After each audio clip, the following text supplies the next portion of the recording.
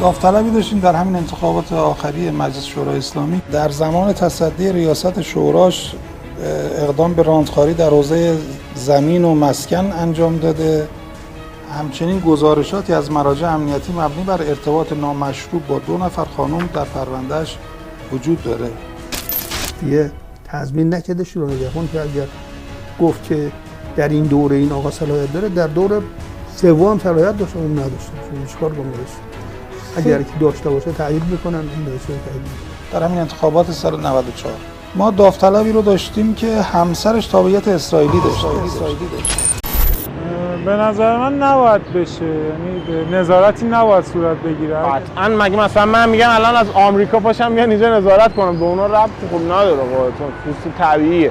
نظارت به قول معروف توی مملکت من باید توسط آدمای همینجا انجام بگیره، ولی میدونم که این ناکارآمده. قطعاً همینطوره، به خاطر اینکه ما نمیتونیم بگیم که هر کس چه نیتی داره، حتی اگر هدف خوبی هم داشته باشن ولی ممکنه در واقع آدم درستی نباشن و در حین رسیدن به اون هدف کارهایی رو انجام بدن که خب قاعدتا نباید اتفاق بیفته. ولی خب نگاه کن، میتونیم بریم قانون کشورهای مختلف رو نگاه کنیم، ببینیم که این قانون اونا چه کاری میکنن، بعد نظارت اونا چقدر بهتره. برخی کشورها مکانیزم‌های حزبی رو دارن، پالایش حزبی انجام میده. روش خوبی است. منم پیشنهادم اینه که در ایران ما این کارو بکنیم. نظارت نه به اون صورت که تایید صلاحیت بشن.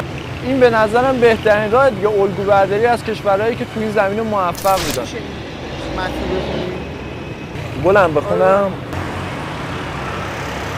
من اینو نمیخونم. در اکثر کشورهای دنیا به منظور اعمال نظارت بر انتخابات مراجع قانونی وجود دارند. شورای نگهبان در جمهوری اسلامی ایران، دادگاه قانون اساسی در ترکیه، محکمه النقد در مصر، شورای قانون اساسی و دیوان عالی عدالت در فرانسه، دادگاه قانون اساسی در آلمان، مجلس نمایندگان و سنا در آمریکا، مجلس عوام در انگلستان و دادگاه قانون اساسی در روسیه این نقش نظارتی را ایفا می‌کنند. بنابراین مشابه شورای نگهبان قانون اساسی ایران در کشورهای دیگر هم نهادهایی تحت عنوان شورای یا دادگاه وجود دارند که وظیفه آنها نظارت بر صحت انتخابات است. اها، رأی مردم وقتی میگن انتخابات یعنی اینکه نباید نظارتی باشه، مردم باید خودشون انتخاب کنن. این تعریفی که از انتخابات معرفی کردی کدوم کشور تو دنیا اجرا می‌کنه؟ اگه اشتباه نکنم فرانسه از این دسته کشور است. این نمونه فرانسه است. این هم میشه بخونی؟ به عنوان نمونه در فرانسه برای اینکه نامزدی فرد جهت تصدی مقام نمایندگی مردم رسمیت یابد لازم است حدود 500 نفر از نمایندگان و هم از نمایندگان مجلس یا شورا و غیره او را تایید کرده باشند. در یه جاهایی به شما میگن که باید مثلا 500 امضا بیارید برای ثبت نام. 500 امضا از کی؟ از شخصیت‌های سیاسی صاحب نام، از مسئولین کشوری که شما رو شایسته بدونن برای این پست. اگر اون امضا رو نیاری صلاحیتتون تایید نمیشه. اصلا یه مکانیزم دیگری هست. شورای قانون اساسی فرانسه نام 11 نامزد انتخابات ریاست جمهوری این کشور را که موفق به جمع‌آوری امضاهای لازم برای کاندیداتوری شده‌اند اعلام کرد. نامزدهای ریاست جمهوری فرانسه برای شرکت در انتخابات باید موفق به جمع‌آوری امضای 500 نفر از منتخبان مردم شوند. به این ترتیب 6 نامزد کمتر شناخته شده که بنا به نظرسنجی‌ها کمتر از 5% آرا را کسب خواهند کرد نیز می‌توانند در کنار 5 نامزد اصلی در انتخابات به رقابت بپردازند. واقعیتش من فکر می‌کردم که فرانسه اینطوریه، ولی الان می‌بینم که اکثر کشورهای پیشرفته دنیا یا حداقل توسعه یافته دنیا این روش دارن که نظارت بشه.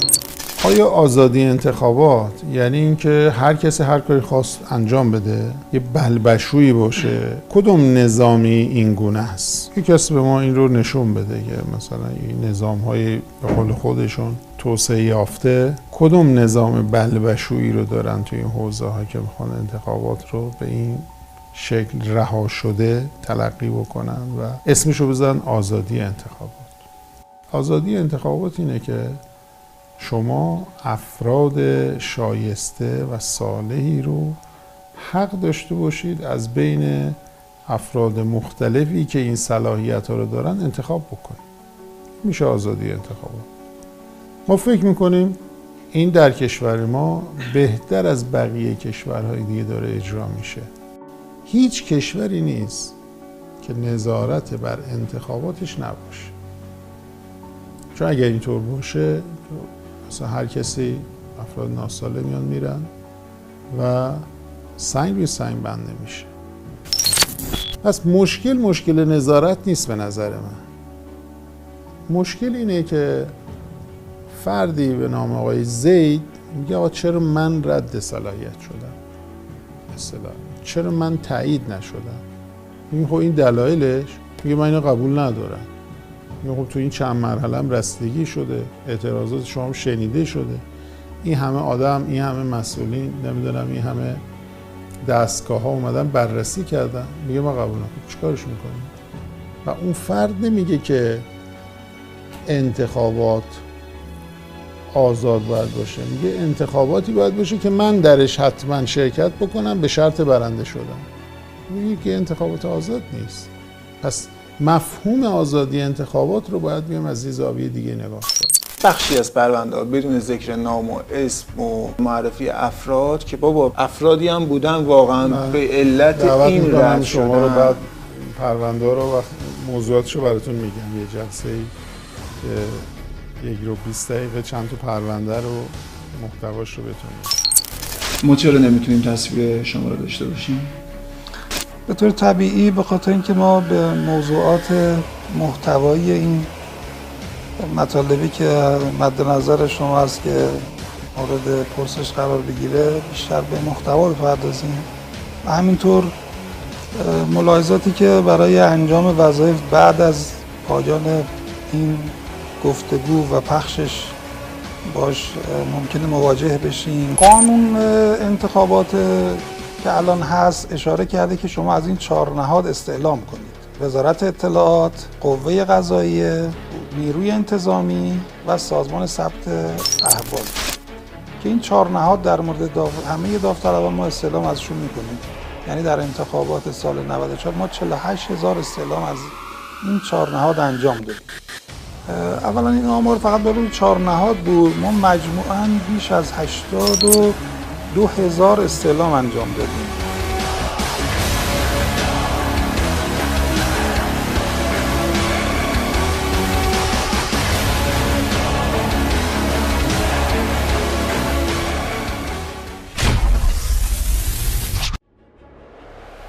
بعضی از موادی که در قانون انتخابات اومده قابل کشف توسط این 4 نهاد نیست. مثلا سوء شهرت نداشته باشد. پس راه کشفش یک راه دیگه است که اون تحقیقات محلی که باید برید در صحنه ببینید این آقا در محل حسن شهرت دارد یا سوء شهرت دارد. به حال نفرات قابل توجه نیاز داره. بیش از 1 میلیون بعد که روزانه چند تا گونی پاکت کاغذ و مدارک از نهادهای مختلف یا از خود داوطلبی میومد که اینا رو ما باید با تیم‌های بسیار متبحری که با سابقه کار صلاحیتی بودن دعوت به همکاری موقت می‌کردیم. اینا همه روزانه باید اینا رو در داخل این پرونده این 12,000 داوطلب مثلا مجلس دهم قرار میدادن یا در مجلس قبل و همچنین انتخابات ریاست جمهوری که بتونیم این کار رو مدیریت کنیم و بعد بهره برداری از اینا، غیر از اینکه تو پرونده ها قرار میدید، بهره برداری از اینا هم یه مشقت خاص خودش داره که گاهی اوقات همکارای ما در ایام برای صلاحیت‌ها شاید کمتر از 100 در شبانه روز استراحت می‌کردن.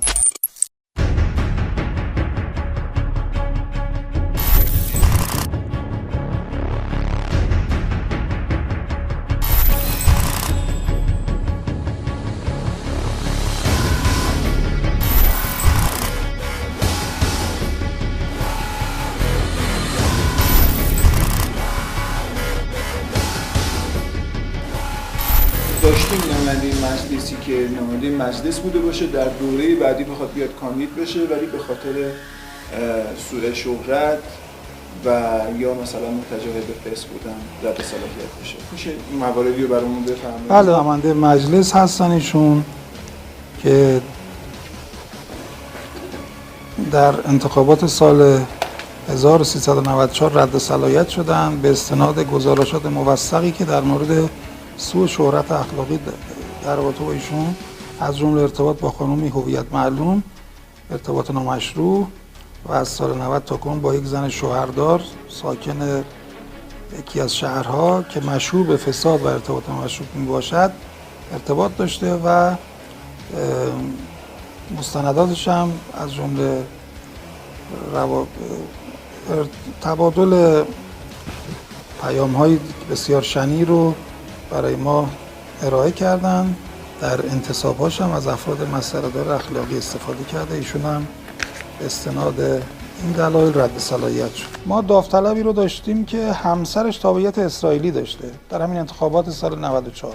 ببینید مشکلات امنیتی رو چون عمدتاً نهادهای امنیتی به ما میگن بر اساس ماده واحده مجمع تشخیص اینا موظف فقط بندش رو به ما بگن که بند تحت عنوان بند داله. بند دال مصوبه مجمع تشخیص که کسانی که بند دال دارن یعنی موضوع امنیتی دارن. منتها تشریح نمیتونن برای ما بکنن چون افشای پرونده امنیتی میشه.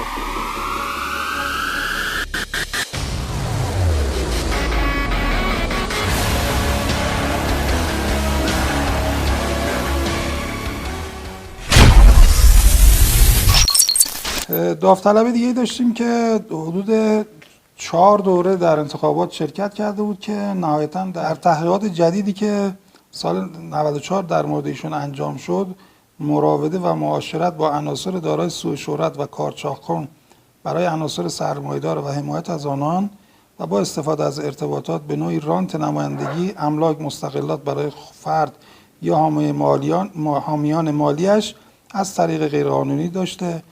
در محتویات پروندهش هم موارد اخلاقی متعددی اشاره شده. متهم به فساد مالی بوده و جزو نمایندگانی بود که در پرونده فساد مالی 3000 میلیاردی نقش داشته و در پروندهش تو دادسرا مفتوحه در موضوع امیر منصور آریا. یه مقدار مشکل دارم با شورای نگهبان. نظرت چیه در مشکلشون چیه؟ هرچی تو ذهنته بگو. معمولا اون 6 تا فقیه و 6 تا حقوقدانی که تعیین میشن اولا با سیستم تعیینشون یه مقدار مشکل دارم. یه سیستم تعیینش رو دیگه همه میدونن، خودشون برن مطالعه کنن ببینن چجوریه و فقط باعث میشه که یک دیدگاه خاص باید اون سیستم تعیینشون باعث میشه که یک دیدگاه خاص افرادی که داره یه دیدگاه خاصن بشن اون 12 نفر. بعد اون افراد اون 12 نفر چون همه یه دیدگاه خاص دارن و همه یه نقطه یه مدل فکر می‌کنن، یه نقطه اشتراک دارن، افرادی که انتخاب میکنن هم سعی میکنن بیشتر از جنس خودشون باشه. بعد این افرادی که انتخاب میشن دست مردم تو انتخاب بسته میشه. شده تو این جلسات رأی‌گیری یه اختلاف شدیدی بین اعضای شورا اتفاق افتاده؟ معمولا اختلاف هر کسی نظر خودش رو داره، هر کسی استدلال خودش رو داره. شدیدترین اختلاف رو میشه بفهمن که نه شدیدترین یادم نیست که اصلا بخوام چیزی اعلام بکنم ولی هست. این که میگن اعضای شورای نگهبان 12 نفر همشون یه نوع فکر رو دارن، یه نوع سلیقه رو دارن و فقط هم فکر خودشون. حالا ما تلاش میکنیم یه موقع اگر بتونیم برخی از این مذاکرات رو یه جوری بتونیم پخش بکنیم یه زمانی و اونجا مردم ملاحظه میکنن که مذاکرات چقدر جدی است، چقدر مطالب مهمی مطرح میشه و اصلا این حرفا نیست که مثلا کسی بخواد تحمیل بکنه، کسی بخواد نادیده بگیره. تصور اینه که مثلا یه عده نشستن اونجا تو شورای نگهبان و یه او دهیام داخل دور هم جمع میشن و یه دفعه مثلا میگن آقا تایید و خصوصا که اصلا بقیه از اون کارایی نیستن و دبیر همونجا نشسته و تایید میکنه و رد میکنه و هر کی بخواد تایید میکنه. به وضع تصویب نامه و آیین نامه بپردازد. این نه تصویب نامه نه آیین نامه. چرا تصویب نامه نباشه؟ اصلاح اساسنامه. چرا اگر نداشتیم یه دقیقه گوش بکنید. اگر نداشتیم در 85 اساسنامه غیر از این الان اصلاح اساسنامه است و اشکال داره. قبلا تفکر کردیم نکردیم. ببینید آقای علیزاده شما دقت فرمایید اینجا سازمان اداری را استثناء کرده. چیکار بکنه؟ میتونه برای تنظیم آن مصوبه داشته باشه. مصوبش اهم از اینکه اسمشو بذاری اساسنامه یا غیر از واقعیت فقط مهم اینه که این سازمان اداری اگر واقعیت سازمان باشه مشمول 85. آقا این استثناء کرده ببینید آقا اصل 85 اصل 85 بله اصل 85 کلیه. کلی چی میگه؟ میگه تصویب اساسنامه ها با مجلس شورای اسلامی میتونه واگذار کنه به دولت. حالا اجازه بدید اما اصل 138 استثناء زده بر اون. چرا؟ پرونده دیگری هست باز مربوط به یک فردی که ایشون هم سابقه نمایندگی مجلس رو داشته و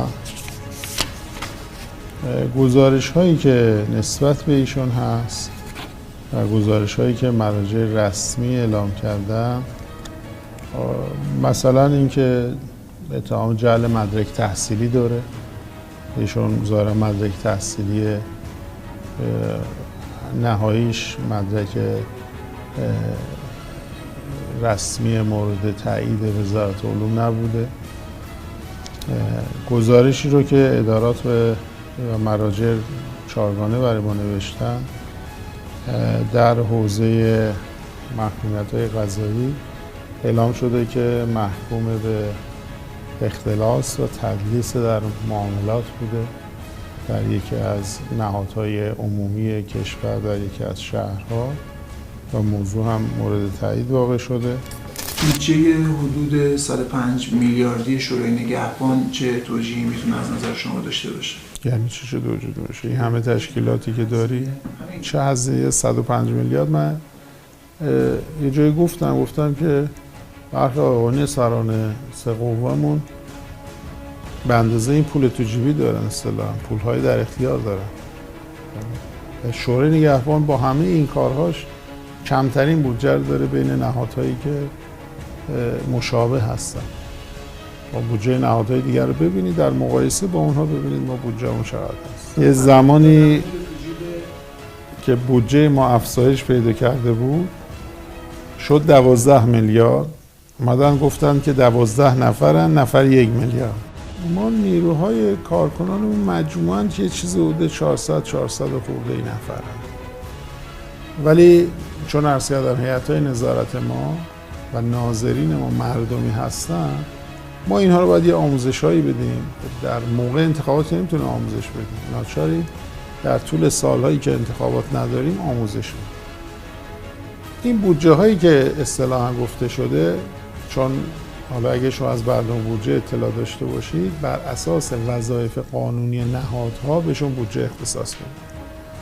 ما یه حوزه تقنین داریم و تفسیر که یه بخشی از بودجه به ما اختصاص داده بشه، یه حوزه نظارت بر انتخابات. پس اون بودجه‌ای که آقایون اومدن اعلام کردن بودجه نظارت بر انتخاباته که در سالهایی که انتخابات نیست ما بودجه‌ای رو داریم برای آموزش، برای پالایش پرونده، برای ادارات مختلفمون که درگیر آماده سازی برنامه‌های انتخابات هستن. در کنار اینها هر سالی که انتخابات باشه برای اون انتخابات خاصی بودجه میگیریم که اون سال در واقع موردی است و مربوط به انتخابات همون. داوطلبی داشتیم که طبق نامه دادگستری استان محکومیت با موضوع استعمال و نگهداری مواد مخدر داشته. یه پرونده دیگه با موضوع غیبت از مرخصی زندانی داشته. یه محکومیت دیگه به دلیل استعمال مواد مخدر داشته که اینم رد صلاحیت شده. خب یه داوطلب دیگه داشتیم که وصل به جریانات تندرو تفکرات وهابیت در منطقه بوده و بر اساس گزارشاتی که از نهادهای امنیتی به دست ما رسیده ایشون مرتبط با طالبان افغانستان هم بوده و البته همسرش هم سابقه نفاق داشته و 2 سال در زندان بوده و با دموکرات و کمولا در اون دوران دفاع مقدس همکاری داشته همسر ایشون. داوطلب دیگه داشتیم در زمان تصدی ریاست شوراش اقدام به راندخواری در حوزه زمین و مسکن انجام داده. به حضور شما عرض کنم که از موقعیت شغلیش سوء استفاده می‌کرده، رعایت حریم محرم و نامحرم رو نمی‌کرده. گزارشاتی هم مبنی بر شرب خمر و ارتباط نامشروع با زنان مسنه رو مکرر در موردش گزارش شده. رشوه و روزخواری در ماه رمضان و حضور در خانه‌های فساد هم در پروندهش وجود داره. داوطلب دیگه‌ای که ما داریم، ایشون نماینده مجلس بودن در ادوار خیلی قبل که هیئت اجرایی صلاحیت ایشون رو تایید کرده و این فرمی که ملازم فرمود فرم رسیدگی به صلاحیتش در هیئت نظارت استانه که بر اساس مجموعه جمع‌بندی شده استان ایشون در زمانی که انتخابات دومین دوره مجلس نماینده بوده عضو شورای شهر، یکی از شهرهای دیگه در یه استان دیگه هم بوده و عملکردش موجب انحلال اون شورا از طرف وزارت کشور میشه، شورای شهر اون شهر. همچنین گزارشاتی از مراجع امنیتی مبنی بر ارتباط نامشروع با 2 نفر خانم در پروندهش وجود داره که بر همین اساس هیئت استان نظر به رد صلاحیت ایشون میدن. بعد از مرحله هیئت استان پرونده به هیئت مرکزی اومد. کارشناسای ما اونجا جمع‌بندی که از این پرونده انجام دادن در 2 حوزه سیاسی و اخلاقی بود که در حوزه اخلاقی هم موضوع ارتباطات خلاف عرف با 2 خانم در تهران و لواطن مشروعش رو در جمع‌بندی آوردن. حالا ممکنه بگید که بعضیا از قبل هم این مشکل رو داشتن، چطور تایید شدن؟ میگیم که ممکنه ما متوجه نشدیم، به ما گزارش نشده. ما ممکنه در تشخیص، در دریافت گزارشات ممکنه یه نهادی اطلاع داشته به ما نگفته. ممکنه ما در تحقیقاتمون بررسی که انجام دادیم فقط دیدیم که ایشون التزام داره، بعد کشف شد که نداره. بالاخره حالا یعنی چه؟ یعنی ارزش نگهبان که تایید کردن اشتباه کردن در این تایید ممکن است. نمیگیم نه. ممکن است. پس مطلقاً حالا ولی بالاخره اگر بخوام کار درست انجام بشه چه کنیم؟ بگیم هر کس خواست رئیس جمهور بشه بگیم رئیس جمهور بشه، یا بیاد یا آدمای درست و درمونی رو انتخاب کنید، تعیین کنید که اونا بیان برسن که این آدم صلاحیت داره یا نداره. خب اینا انتخاب کردن یه اشخاصی رو که 12 نفر در حقوقدان و فقیه شورا نگهبان با اون راههایی هم که برای نصب اینها هست و اونا آمدن بررسی میکنن به این رسیدن که این آقایون صلاحیت داره. حالا ممکن است بعضی از اینها از بعضی جهات بعداً فهمیده بشه اشتباه صلاحیت نداره. ولی خب این امکانش هست. امکان چه باشه؟ یه شخصی است، حالا روحانی هم بوده متاسفانه و در یک دوره هم ظاهرا نماینده بوده. بله.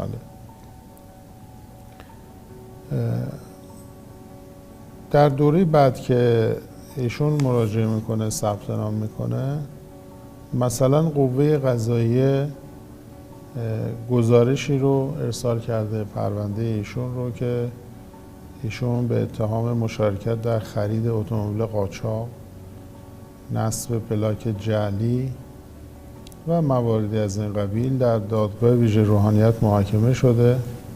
به 20 میلیون ریال جزای نقدی، ضبط خودرو، 6 ماه حبس و 40 ضرب شلاق محکوم شده است. و البته همچنین ادامه هم داره. دوباره گزارش جدیدی داریم که یه اتهام‌های مشابهی رو هم ایشون داشته است. مورد دیگه‌ای داریم، حالا این هم متاسفانه ایشون هم روحانی است و عرض کنم که ظاهراً ایشون هم یه دوره‌ای نماینده بوده است.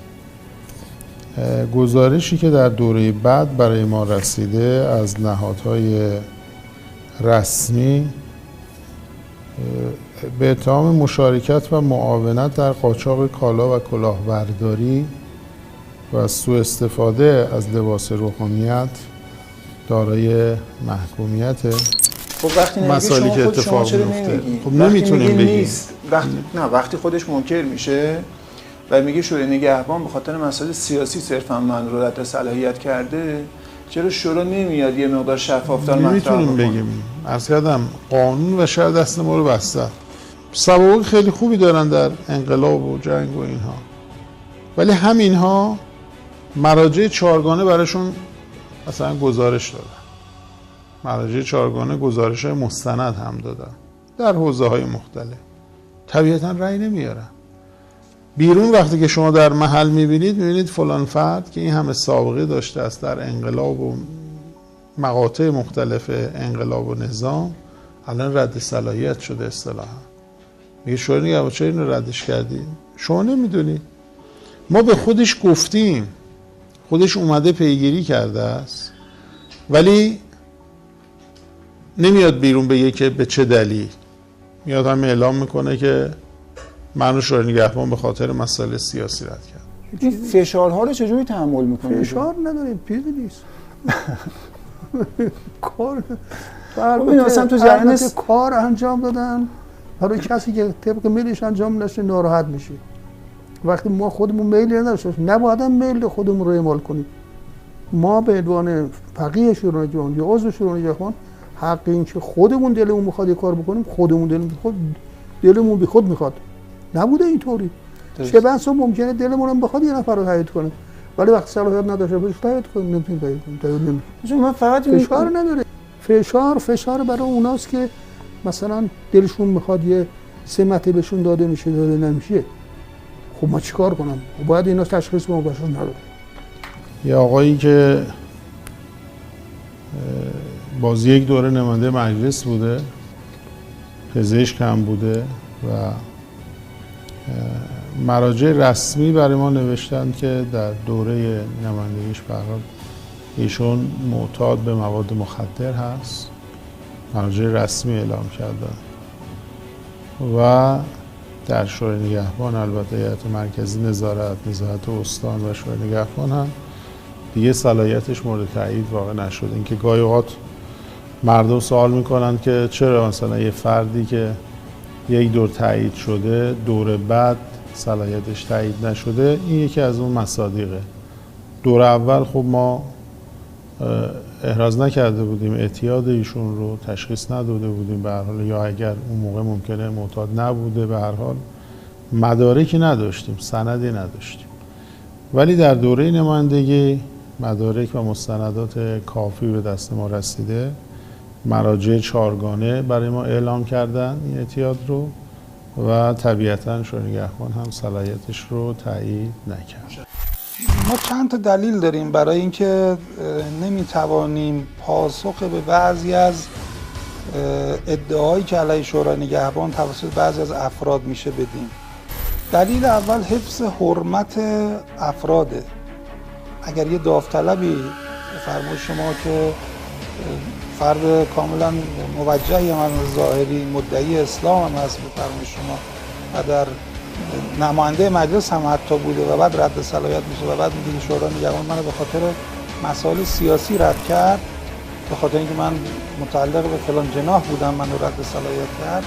ما نمیتونیم بیایم برای جامعه تشریح کنیم که بابا این اصلا موضوعش موضوع سیاسی نبوده. ایشون روابط نامشروع با 2 تا خانومی که هویتشون هم کاملا مشخص، اعترافاتشون هم مشخص، مستندات این روابط نامشروع هم مشخصه. اینو ما نمیتونیم بیایم بگیم، چون آبروی یک انسانه. آبروی انسانها رو نمیشود برد طبق شرع. اگر فردی مثلا یه مشکل امنیتی حادی داره، خاصی داره و افشایش ممکنه که موجب افشای پیگیری‌های اطلاعاتی بشه، ممکنه لطمه به امنیت نظام بزنه، قطعا ما نمیتونیم اینا رو بیایم مطرح کنیم. اگرچه اون فرد بارها و بارها در بلندگوهای مختلف علیه شورای نگهبان موضع‌گیری کرده، میکنه و خواهد کرد امثال این افراد، اما شورا مجبوره در مقابل این افراد سکوت کنه.